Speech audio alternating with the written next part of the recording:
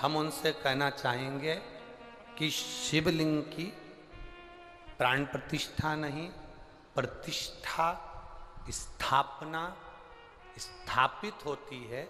प्राण प्रतिष्ठा की जरूरत मूर्ति को होती है, प्राण प्रतिष्ठा की जरूरत मूर्ति को होती है। शिव जी की प्राण प्रतिष्ठा नहीं, शिव जी को प्राण नहीं दिए जाते, शिव तो खुद दुनिया को प्राण देते हैं, उनकी प्राण प्रतिष्ठा नहीं, प्रतिष्ठा होती।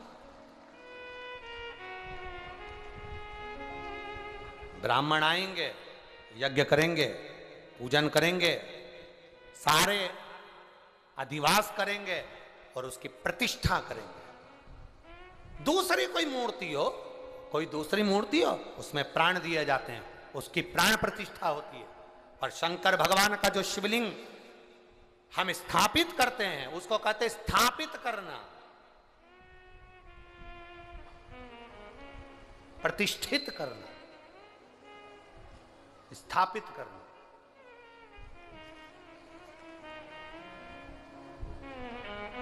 जो दुनिया को प्राण देने वाला हो, जो दुनिया को प्राण प्रदान कर रहा हो, उससे प्राण नहीं दिया जाता, उसकी प्रतिष्ठा होती है।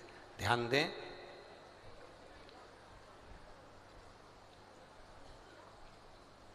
एक होता है प्रतिष्ठित शिवलिंग। कौन सा शिवलिंग? जम के बोलो जरा। प्रतिष्ठित। आपके घर के आसपास में कई मंदिर है? बोलो बोलो जम के जरा। है?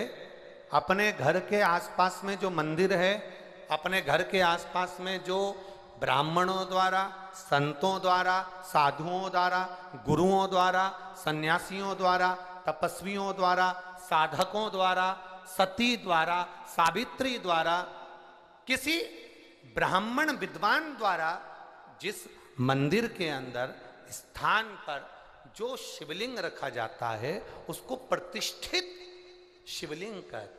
प्रतिष्ठित शिव तो प्रतिष्ठित है, स्थापित है।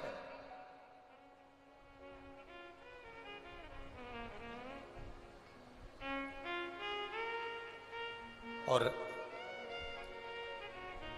फिर वर्णन किया, वो प्रतिष्ठित शिवलिंग की गणना में आ गए। दूसरे नंबर पर आता है स्वयंभू शिवलिंग। दूसरे नंबर पर कौन सा है?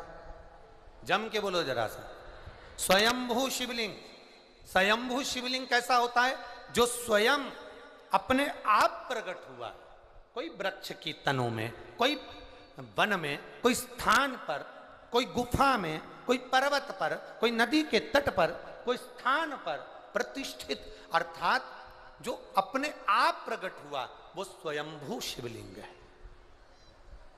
तीसरे नंबर पर आता है, तीसरे नंबर पर उपशिवलिंग। उपशिवलिंग से मतलब होता है जैसे 12 ज्योतिर्लिंग होते हैं, ऐसे ज्योतिर्लिंग के स्वरूप में वो स्वयं उसी ज्योतिर्लिंग के नजदीक में विराजमान होता है, उसे उपशिवलिंग कहते हैं। हमारे बीच में संत महाराज पधारे, एक बार जोरदार ताली बजाकर स्वागत कर। उसको उपशिवलिंग कहते हैं। ये तीसरे नंबर का। और चौथे नंबर का शिवलिंग है ज्योतिर्लिंग। तो पहले नंबर का स्थापित शिवलिंग, दूसरे नंबर का बोलते जाओ जम के स्वयं, तीसरे नंबर का उपशिवलिंग और चौथे नंबर का ज्योतिर्लिंग। अब समझिएगा, 1000 बार जल चढ़ाए अपने स्वयं के जो स्थापित शिवलिंग है उस पर जल चढ़ाएंगे तो 1000 बार जल चढ़ाने से जो फल मिलता है वो एक बार स्वयंभू शिवलिंग पर जल चढ़ाने से प्राप्त हो जाता है। जो स्वयंभू शिवलिंग पर 1000 बार जल चढ़ाने से फल मिलता है वो उप शिवलिंग पर एक बार जल चढ़ाने से प्राप्त हो जाता है।